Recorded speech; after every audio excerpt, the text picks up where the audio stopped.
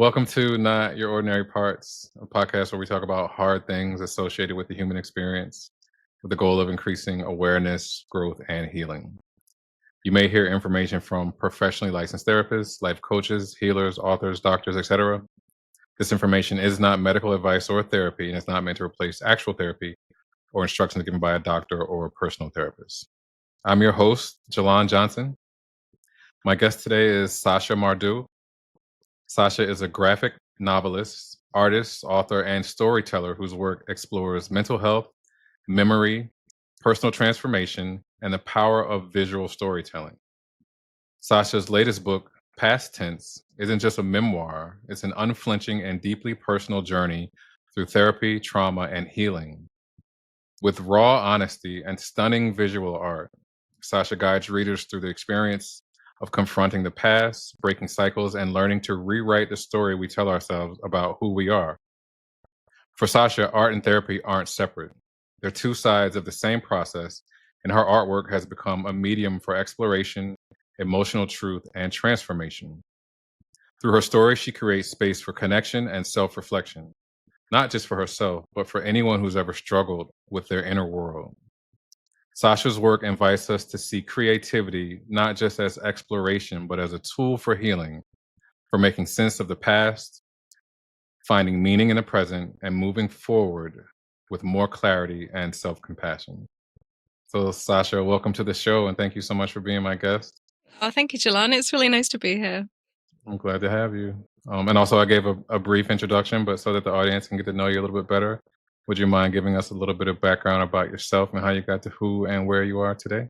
Yeah, sure. So I'm from Manchester in the north of England, and I became a cartoonist and librarian after college. And I found myself in America in 2005. I married an American cartoonist. And we had a great life together, but I was finding increasingly after we had a child that I just couldn't enjoy any of it. So I entered therapy in 2017. And I never thought that I would make comics about the therapy process, but it really changed my life. And so it naturally entered my work. And that's how I came to be an author of a graphic memoir about therapy, a book I never thought I'd write. And that's why I'm sitting here talking to you. Thank you for sharing that. And I really appreciate getting to know a little bit more about you in your own words. So I want to kind of go back a bit because you kind of started with after college, but I want to see what it was like for you maybe in your early life so we can really get to know who you are and not just what you do, but your emotional landscape and your creative instincts. So what I want to do is ask you, do you think that the version of who you are now has always been there in some form? I do. I do. I feel connected to my child parts, and my child parts had so many gifts for me, especially around literature, around reading and drawing and art, and just Mm. how I was an observer of the world. And so, yeah, that little me has always been there, like that, that seed. And I just feel that has got to come to fruition. So even though I had like a lot of adversity in my childhood, that person that I was, that kid I was, yeah, those gifts are there for me now, and I'm so grateful to them. So let me ask you this then. Who was little Sasha and what was its life like for her?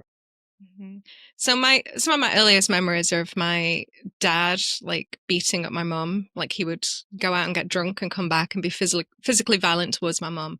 And so my earliest memories, some of them are just of terror, and confusion around, is my dad a bad person? Like, he's my dad and I love him, but he's doing this bad thing. It's like, how do you reconcile that as a kid? So I became quite withdrawn. I remember my mum telling me I should like express my emotions and not keep them all bottled up. But keeping them bottled up was the only way I knew how to sort of cope with life. And that was very much something that I carried into my teen years and into like young adulthood and into adulthood. It's like, all the bad stuff that's gone on, you don't talk about it. You keep that kind of stiff upper lip. That's quite a British thing. And so yeah, I feel that was very much like a mark of who I was, just kind of keeping my traumas private, which is Mhm. like the opposite of where I'm at now.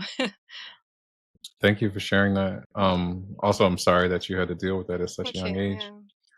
I think that hearing you say that your mom told you that you need to be more open with expressing your emotions is a bit off because at the same time, what you were having to deal with may have made it difficult for you to talk to her and to understand what was going on. So how do you I guess at the time, how did you find a balance with separating who your father was from what he was doing and trying to understand what it meant to be able to express yourself when your mom would tell you to be more expressive with your emotions and then still having to hold in what was scary for you? I'm not sure I did find my way. I think, like a lot of people who go through kind of traumatic and adverse experiences, you kind of learn to disassociate. And so when it came to my dad, like having a relationship with him was always an on off thing. He was often absent from my life. He ended up being incarcerated for abusing my stepsister. And so he's always been this hugely difficult person for me to deal with. And in terms of my mom, I mean, she's quite religious now. She found religion when I was a teenager. And so certain things became not really permitted. So for one example is anger. Like my mother like values mildness and kind of keeping a good appearance on things. And so actually getting to the root of like how I might be feeling, which would include anger, which is a very protective like emotion, right? It wasn't really something that I had in my like lexicon. So even if I could have put words to my emotions, I don't really think I had a language for it, and a lot of things didn't even feel okay. So my dad felt like this taboo person, and then around my mom I had to be this, you know sort of spiritually acceptable person. And so, one of the modalities I found was internal family systems, and it talks about parts of yourselves. And I really began to recognize when I entered therapy that, I had all these coping mechanisms, you can call them that, so a part that would disassociate, a part that would just keep my emotions bottled down, a part that was very confused around my dad. And so I think it was going to therapy that actually helped me finally find like the words to sort of put to all the tangle of feeling that had been carrying around since childhood, if that makes sense. Mhm. It does. Um, Aside from, I guess, dealing with the abuse that you witnessed between your parents, your father beating your mom, was there any other aspects of your childhood that you had to find safety in? And would you be able to say that you knew what safety was in the absence of it? I did. I mean, I never really felt like I was directly under threat. My dad was never violent towards me. My dad was incarcerated for abusing a kid, but that kid wasn't me. And so I actually had a sense in my childhood of all the bad things that happened in my family happened kind of like around me to other people. And so I have no right to complain. So that actually became like a thread of the things that I had to deal with in therapy. I have a chapter in my book called Therapies for People with Real Problems. And one Mm, of my attitudes going into therapy was like, no, what I've been through doesn't really count as trauma. you know, I'm not the one who was traumatized. My mum should be here or my stepsister should be here. It was that kind of thinking. And actually, when I was able to get in touch with those parts, it's like, okay, yeah, I saw some bad stuff, and things that may not have directly happened to me, I was breathing that air, that was the mm, water I was swimming in as well. And so it did have an impact on me, and that was that was the crossing over point when it's like, okay, I need to sort of treat myself a little differently now, and like with a bit of respect, because this kid she's seen some stuff, and that was not easy. That was not easy to survive and deal with. So mm. I'm so glad you were able to get to that point because I think a lot of people think that maybe therapy isn't for them because they haven't directly been beaten or abused or had, a really traumatic event happen to them. But even witnessing it, yeah. like you said, you're breathing that air and swimming in that water. Um, it can be difficult to separate the two because you don't feel like, as you mentioned, that you're worthy of therapy or that something really bad happened to you. It happened to them. They need to be here. Yeah. Yeah. And for me, it took a therapist to tell me that, what I've been through, it counts. Like it counts as trauma, it counts as emotional wounding. And then she asked me, like, is it okay for you to hear that? And it was validating to hear that. Mm. When you were a kid, did you also um use, I guess, artwork to express yourself. How did you express your emotions? With your mom telling you you need to be more expressive and not feeling like it was safe to do it, or not knowing how. What outlets did you have? I never used art as kind of therapy in my childhood, so I would never like draw my feelings or anything like that. But I drew a lot as a kid, and I was a voracious reader. So I think I used it as escapism, really. So I would escape into Mhm. other worlds, and you can like drown out a lot. You can kind of like drown out what's going on around you when you're kind of like absorbed in a book. And I see that in a lot of kids nowadays who are just absorbed in video games or absorbed in their iPad or whatever. Um, but not to dismiss that. I mean, I feel like, I read a lot, and so it gave me a lot of perspective. And when it came to things like leaving, I was in a strict religion when I was younger, and one of the reasons I was able to leave that strict religion as a teenager was because I was a big reader, and I knew that there was like more to the world than what I was being presented with. And so it was definitely valuable. And I think just even engaging with the arts as a hobby, as a pastime, as recreation, it's still creativity is still one of those Mhm. seas of self energy that they talk about in internal family systems, right? And so it still comes from yourself. So you're still having access to yourself when you are creating something, even if it's just a pretty picture. So yeah, it's been an invaluable part of my life, and something that has always been with me. So even in the darkest moments in my life, I've always had like books and drawing, and that's been a real solace. Were there any particular emotions that felt most confusing for you, when you were younger? Oh, that's a really good question. So much of it felt confusing. I had a big sense during my childhood that what was going on in my family wasn't right.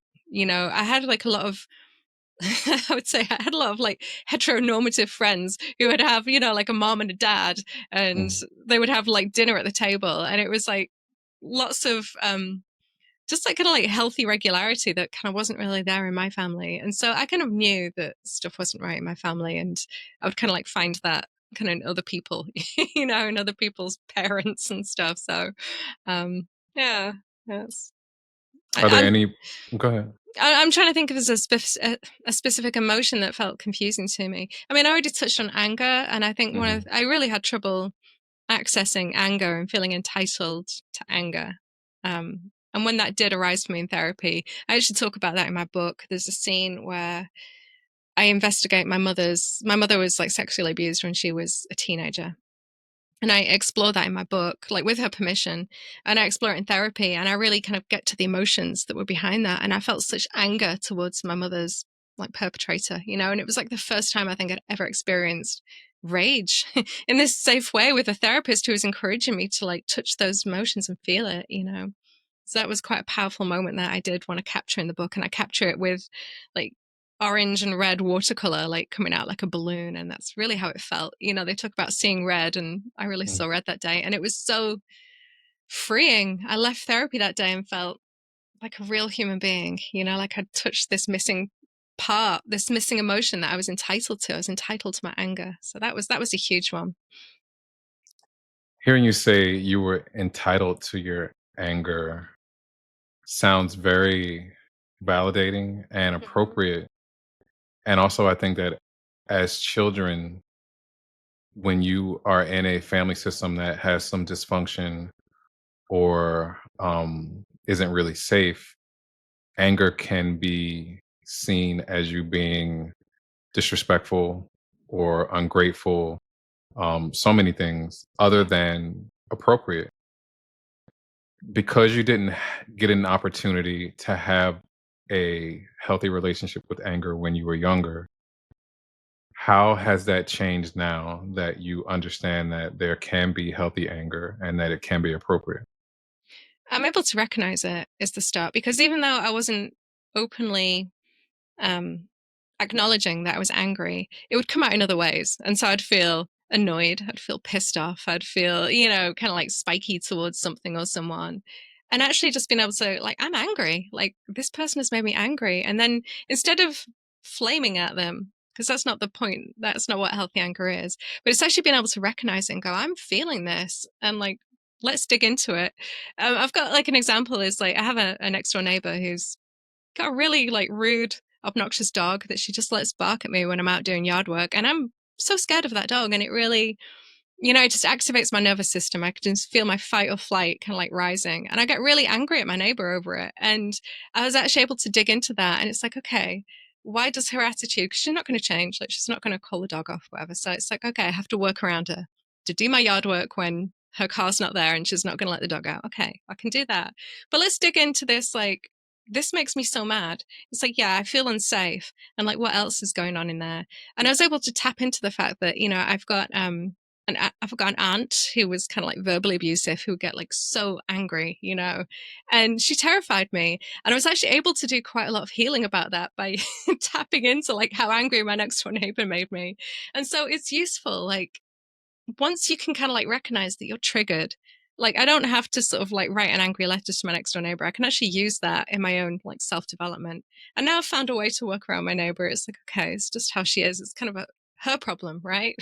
Mm. um, but it's actually useful to me to sort of recognize like how much complexity was there in my anger. It was like feelings towards my aunt that I would never felt okay to express, feelings around my dad, who was a very angry and violent person as well. It's like, okay, it's like, this is known to me now. And there's a power like in knowing yourself, it's, it's a different way to carry yourself in the world. Like when I'm kind of like steering the ship, my my emotions aren't leading me. So even though the anger is there, it's under control, not by being pressed down, but by being clear to me. That clarity it's like a different way to live, a different way to operate. Wow. I think for a lot of people who don't know how to separate from their emotions or when they're triggered or activated, the the part of them that is angry can take over and Yeah. steer the ship, like you said. And for you, it sounds like now anger is more so of a messenger, and you're able to get the message and then process what may be happening on a deeper level. Definitely. And also just connect me to just basic tenets of being a human being, like anger kind of like can blow through you pretty quickly. But when it kind of Mhm. comes, it's like I need to listen to it because something doesn't feel safe, something doesn't feel right. And like especially around I've got a kid, I've got like a teenager. And like when something kind of like threatens her or somebody does something that upsets her, I will feel that like flame of anger towards the person who's threatening my kid. And it's good to be able to recognize that. It's like the mama bear, it's like it's a Mhm. powerful thing. And it's like a power that I don't want uncontrolled. I mean, I think anger is like a flame, and it's kind of like a useful, healthy flame if you kind of like tend to it and see what's going on. But if it blows out of control and sets fire to your next door neighbor's house, that could land you in like a lot of trouble, right? So yeah. Yeah. It's it's getting to the point where you're just in a different relationship, like with yourself, in a different relationship what you've been through in the past, and in a different relationship with what comes up here in the moment. Because I feel like myself, like the real me, is the one tending to those feelings that come up, that kind of blow through me, or they can sit around and fester, But like I'm there tending to them, so yeah, none of it feels like it needs to be shut away. None of it feels like it's not valid. Like it all feels valid. Like my feelings are like my feelings, and I have have every right to them, and have every right to get to know them, and Mm. hear what they want to tell me.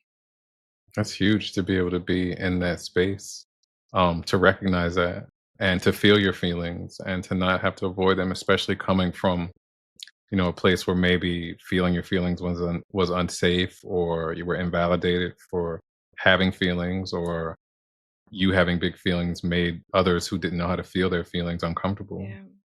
For me, going into therapy, it was anxiety. Like I didn't Mm. know why. Like I hit 40 and just anxiety had taken over my life. And I didn't, I didn't know why. Like I had no reason to be anxious that I could see. I was happily married, had a healthy kid, life was good.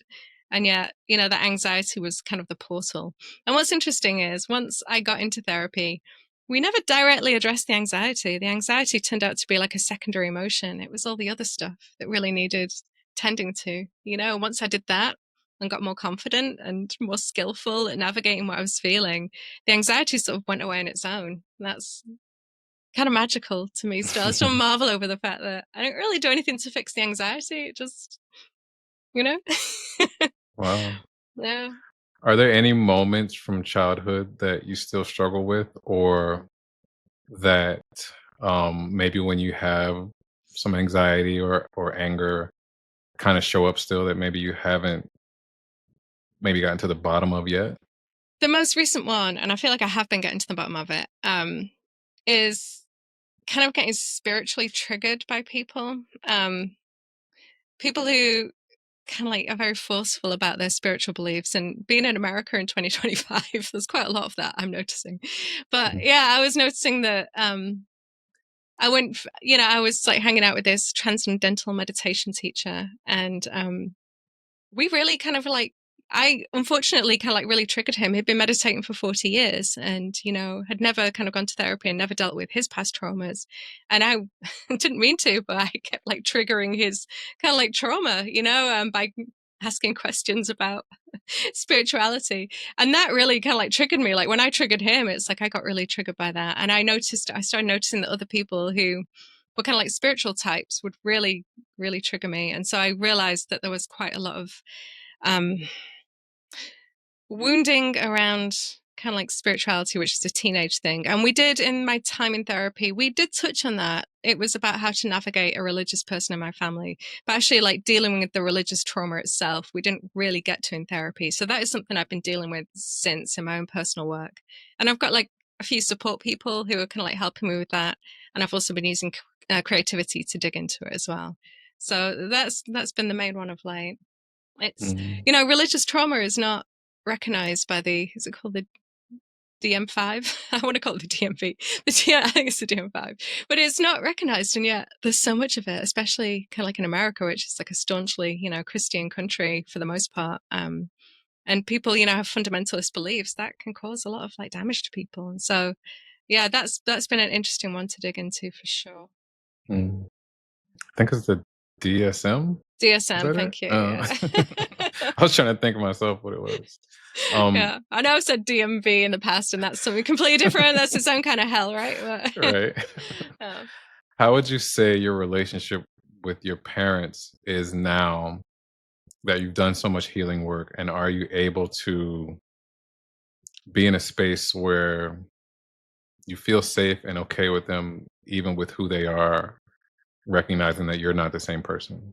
Such a good question. Yeah, and it's like a twofold answer. So, as regards my dad, I'm completely estranged from him, and Mhm. being cut off, I think, is like the healthiest thing, and it's a two-way thing. Like he also is not knocking on my door, right? So he's the adult. He was the adult like long before I was, and so there's a lot of responsibility on that failed relationship that is on his end, not on me. So I've managed to let go of a lot of stuff. Like I don't resent him, and I don't harbor a lot of negative feelings, which I would be entitled to, but I feel like I'm in a healthier place. And it's one of those things with my father. I do sort of kind of like regular checkups with myself. Like, how am I doing on that front? Because it's never going to be healed. Like he's just absent. He's cut off, right? That's the end of it.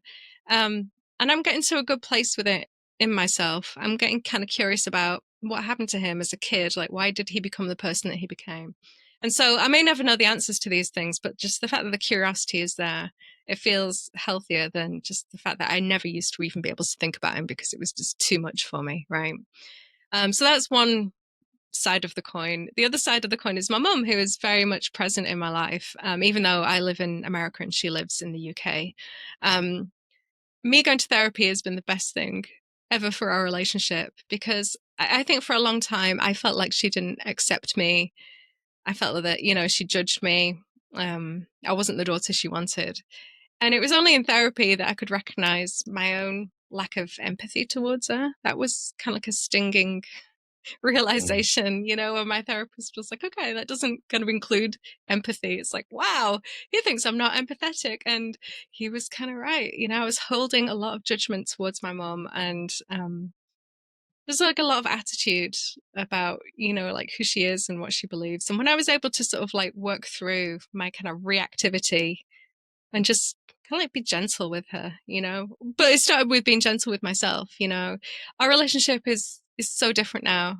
And there's still little places that, in terms of our conversation, it's like we don't need to have that conversation, or that can talk about that another day. But we have Mhm. so many safe topics that we can talk about that are delightful. And I really kind of enjoy her.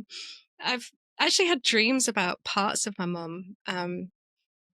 I had a dream about like a part of her, like when she was a teenager and this, she was in a terrible car crash, and I kind of like met that teenager, and I just felt so much compassion for her in my dream.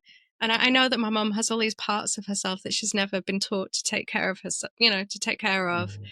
I think women born in the 1950s, they weren't taught self-care. They weren't taught how to nurture themselves. And so I feel a lot of like tenderness to my mom, and having explored our like family history, we've come to a lot of like mutual healing. One of the things I explore in my book is legacy burdens, and taking into account what happened to my mom as a kid, what happened to my grandmother as a kid, like what life was like for my great grandmother.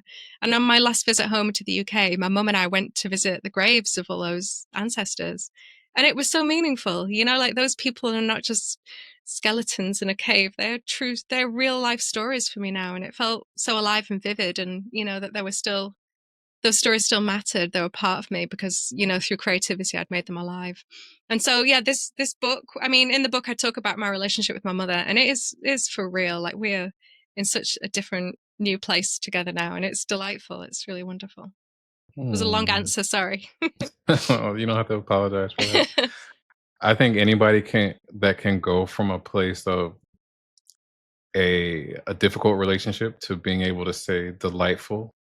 Um, you have the green light to answer as long as you need to. Oh, thank you. And like one of the things Dick Schwartz says about internal family systems therapy is that self energy is the core of the model, and all healing happens through people accessing their self. And for someone who doesn't know about self, IFS, it's when you feel more compassion, clarity, connection, courage. All these things start to come up in you when you start to heal. And he says that self energy is contagious. And I found that if I can kind of be in self around my mother, she has a self too, and that can quite easily come online. She has all these qualities too. And it's just, like when you're not activated by someone, you can just relax. They also relax. And that's such a nice, nice place to be in a place with a person. Mm. Do you think there was a specific moment or instance that made you realize or that kinda nudged you to the point where you felt like you wanted to tell your story through your book? There was a definite point. It was about 2 years into therapy. So 2019. And because, I'm an artist and I draw every day, I would take my sketchbook along to therapy with me. And on the commute home, I get the Metrolink home, I would like draw everything that happened in the therapy session in like little comics, little talking heads. And after 2 years, I was A, feeling so much better, and B, had sketchbooks full of this material, which as a cartoonist, you never want to waste good material, right? Mhm. And so that it was like, well, I would like to share some of this stuff. There was like so much to therapy that was surprising to me. Like I didn't know how it was going to help me. I didn't know how it was going to change things. And yet I was getting real results from it. And I was like, well, it would be fun to make comics about this stuff. And obviously it's the difficulty of then, because therapy isn't just about me, it's about all the people I talk about in therapy, like my family and difficult stuff. And so it was figuring out how to talk about other people in a way that was kind of like respectful of their privacy and, wasn't slanderous or anything like that. And so I definitely had to find my way with it. But yeah, it was like 2 years into therapy, and it's like, I just knew that this was worth talking about. This was kind of important to me, and it was already a part of my work. It was just finding out how to go public with it. How did you, come up with the name Past Tense? It's a good question. The book had a bunch of different titles that got ruled out for one reason or another. It was going to be called Long Division, but there was a book called Long Division that came out the same year I was trying to sell my book. Um, I think it's one of those last minute things where I was just like writing down like a list of potential titles, and it just kind of came to me. And it made so much sense, because it's got tension in it, like anxiety, and it's got past, which is like historical. And then the only other thing was like, is there already a book called Past Tense? And it's like a Jack Reacher novel, but it's like that's different enough from what I'm doing that it was going to be okay. So yeah, it was like a last minute, like, I need a title for this book because Long Division won't work. So uh, Were there ever any points to where you hesitated because you felt like maybe it was too personal or that even if it wasn't necessarily slanderous in nature, that the people that you were talking about, friends or family, would feel? slandered, or that it would Hmm. cause any disruptions in any relationships? Um, there was definitely fear. I remember the very first comic I posted online because these all started as online web comics before they became a book. And I remember posting a very early comic and having a complete shame backlash after I'd hit, send. Mhm. And I had to do like IFS parts work around that shame backlash, and that was kind of interesting. It's like, okay, a part of me feels like, who wants to hear this from me? Like, what right do I have to tell this story? Like, who do I think I am? And then there was another part of me who was a 14-year-old. This teenager was like, I want to hear this story. This is interesting to me. This is like my story. And that was like the little tiny voice inside me that I really needed to hear that kind of pushed me on this journey. Because I do have a right to my story. It's her story. It's my story, and I have a right to heal as well. And so obviously I was never going to throw anyone under the bus. And there was never really any need to, because I wasn't lying about anyone. I wasn't painting anyone to be unnecessarily bad. I was doing it from a place of like curiosity and harmony, like, and I was already over the hill when I kind of came to write it. So I'd already done so much healing by the time I came to write it. It wasn't like I was figuring this out in the writing process. It's like, no, I'd already done this work in therapy. And so the creative component of it came afterwards. That 14-year-old that you mentioned, what's your relationship with her now?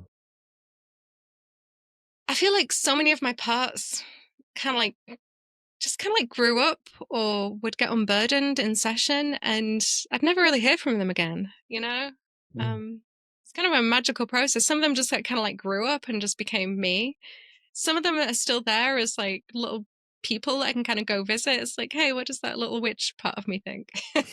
She goes to a little witch school. And so I'll sometimes like daydream and just like check in with them. And it's such like a nice thing. But honestly, like when I unburden parts, it's kind of like hard to kind of like remember what the problem was in the first place. It's just like, no, it's gone. It's like healed. It's kind of assimilated into me as a memory now, but not a terrifying one. It's If you different. had to sum up what your therapy experience was like, and therapy is always an ongoing thing, but I guess where you did the bulk of your work, what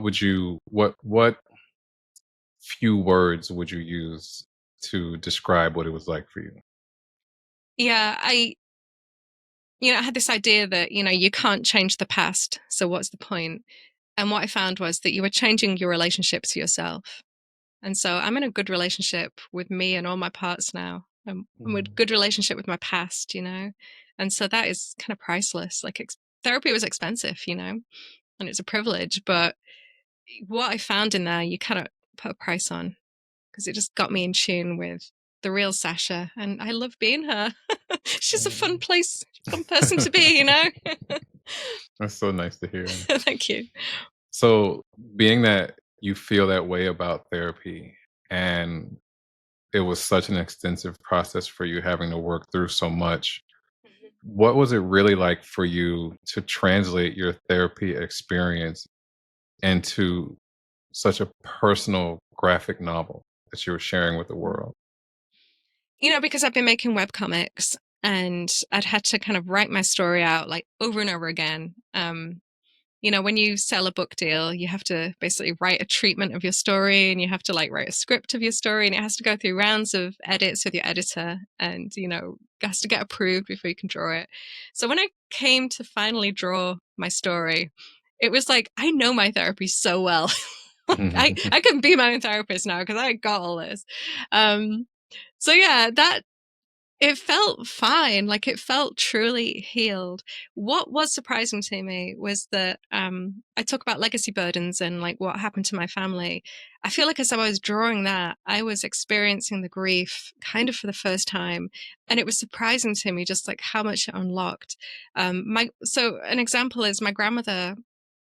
She was married like very young. She married at 18 to like the boy next door, basically. And he was sent as a artillery soldier, and he ended up going to Italy. And 3 weeks before World War II ended, he was like shot down and killed. So like he almost made it to the end, and he didn't. And just drawing his story and drawing my grandmother's grief and my grandmother's World War II experiences, that just unlocked like so much flood of feeling in me. And I would actually cry a lot and like weep a lot about that. And it's funny, do you know, like a person I'd never met, like I'd never met my grandmother's first husband, you know, and yet he was a real person to me now, and just feeling so much compassion and tenderness. And you know, just like what a loss, you know, what a loss for her. And also, had he not died, like I wouldn't be here because my grandmother met like her second husband, you know, like after the war. And so, yeah, that family history was a surprising like portal of, you know, like new feelings that felt like very old feelings, but that was beautiful and just like heartrending. Thank you for sharing that. How would you describe what a legacy burden is for someone who is unfamiliar? It's a really good question. It's kind of I don't feel qualified. I don't know why, because I'm not a therapist. I can tell you how they feel, I can tell you how they show up, but it's kind of mysterious. You know, I know there are researchers doing work into epigenetics, you know, with Holocaust survivors, children and grandchildren, how there are layers of like inherited trauma.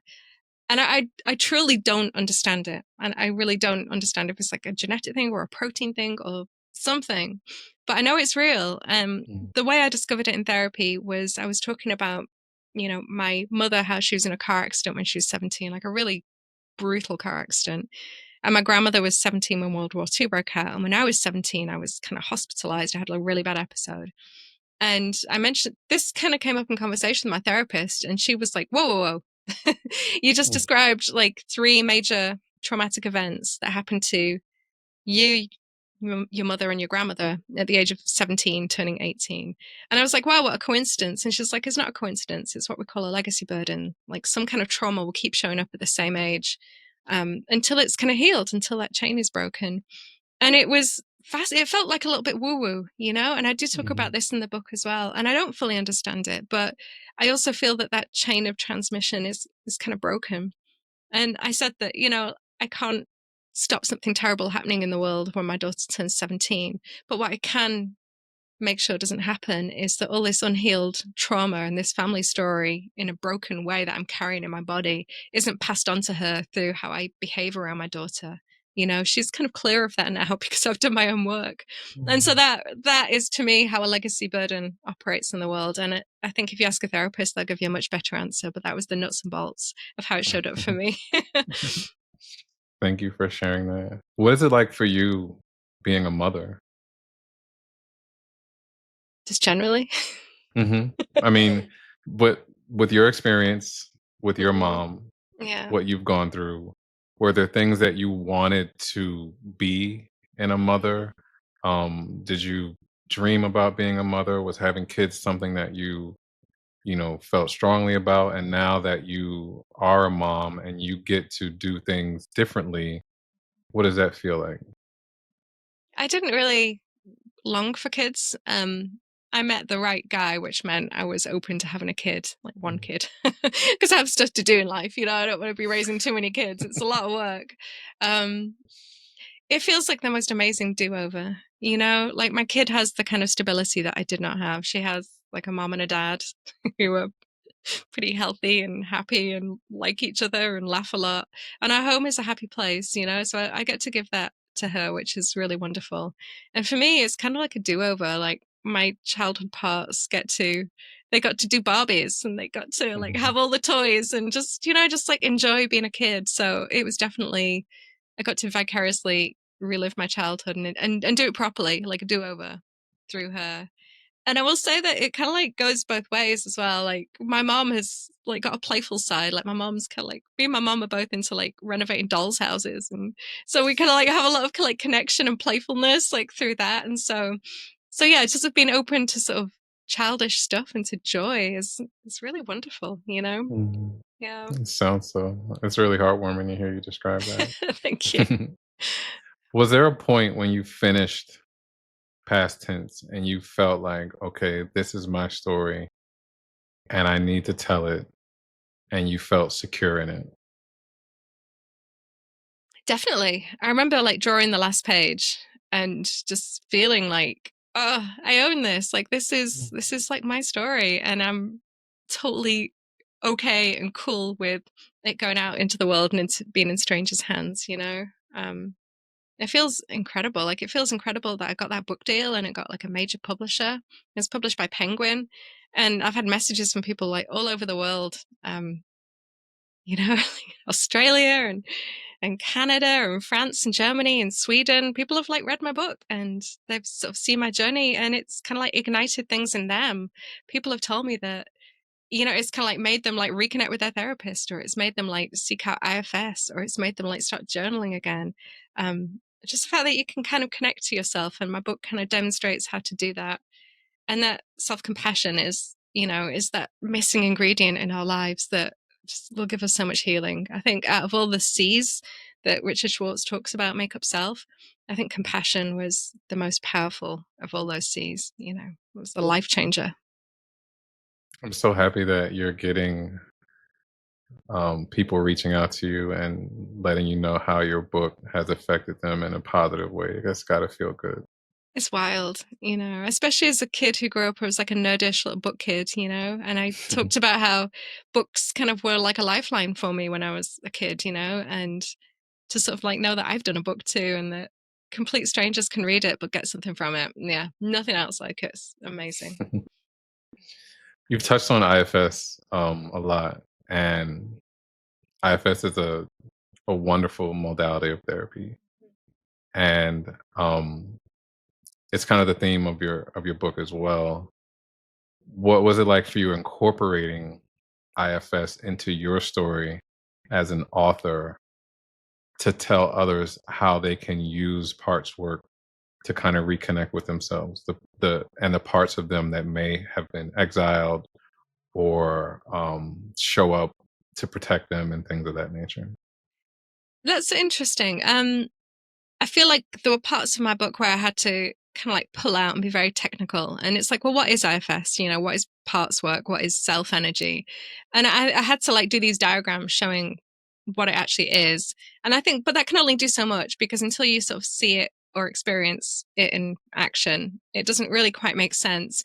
And it really speaks to how when I was first discovering IFS, I was kind of fascinated because my first IFS session was just so random and amazing and powerful that I was like, what is this like secret magical thing that I've discovered, and I need more of it. And so I basically like went exploring and tried to find like every IFS resource I could find, which, you know, like 5 years ago, was it 2017, however long ago that was. Um, how long ago was it? 7 years ago. Wow.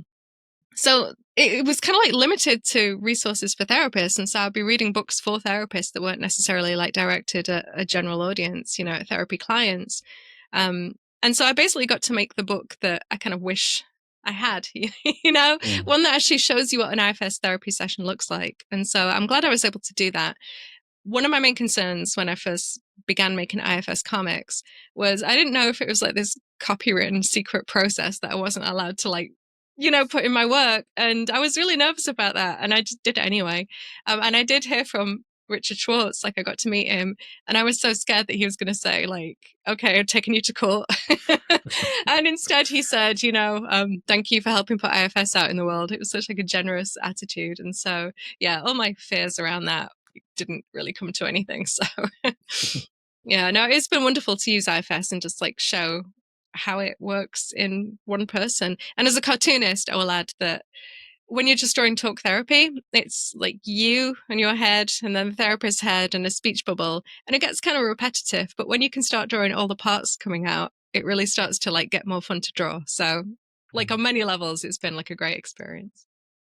Were there any parts of yourself that you were introduced to in the process of writing past tense? Yeah, I kind of met my procrastinator part. She, you know, like wants to find any reason to like not have me draw my comics, and will send me on these little online journeys where I look up all kinds of crazy things, and it's like hours have passed and I still haven't done my work. It's like, what's she so afraid of? You know, afraid of judgment, it turns out. So it's just best Mm. not to do any creative work. That was her attitude. But we found a way of working together, and so I make work even if it gets criticized by people. It's okay. I think as a cartoonist and as someone who has blazed the trail for expressing yourself using artwork, a lot of people may look at you and say, "Man, I wish I could be like her," because they struggle to find a way to express their emotions or to put them into words. So I want to ask you this. Do you think creativity, whether it's drawing, writing, or even music, can give people another way to feel and process their emotions? I definitely do. And I like the fact that you say it's not just drawing, it's not just artwork. I mean, so many things use our creativity, even, cooking kind of uses our creativity. And so, whatever creative expression like a person is drawn to, for want of a better word, whatever creative expression like speaks to a person, it's creativity, right? It's from self. And I think it means you can trust it. Like, it's not going to steer you wrong. Like, you will find things about yourself. Like, when I draw things on the page, I will look back at it and see things that I didn't consciously put in there, but were obviously there wanting to come out, So it's kind of a mysterious process, but it does come from the core of who we are. And it's a real friend and an ally on the path to kind of healing and exploring ourselves. Mm. For someone listening who may want to be able to have an outlet to express themselves creatively, Mhm. um, where maybe words may not be suitable for them or they may not have the voice that they want, but putting something on paper, whether it's drawing or writing, may feel comfortable for them. What advice would you give them to start to being able to get in tune and in touch with those parts of themselves that may only be able to be seen or heard by using a pen and paper or a pencil and paper and drawing or writing? It's such an interesting question because I feel when we are babies and we start to kind of explore the world around us, we don't have language. we don't have like the fine motor skills. We're not able to like speak even or read or write. Um, but we're still using our emotions to kind of explore the world. When we're hungry, we cry. And so I feel that kind of like creative expression. And we all have it as children, and we kind of like tend to let go of it as an adult. But it can tap into those parts of ourselves that are pre-verbal, and that is a very powerful thing.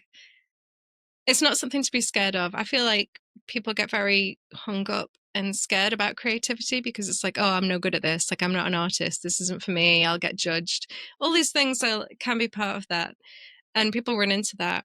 But you can make private artwork. That's what I did for like years before I started sharing this stuff. You can make private artwork that's just for you. You can make a garden that's creative, and it can just be for you.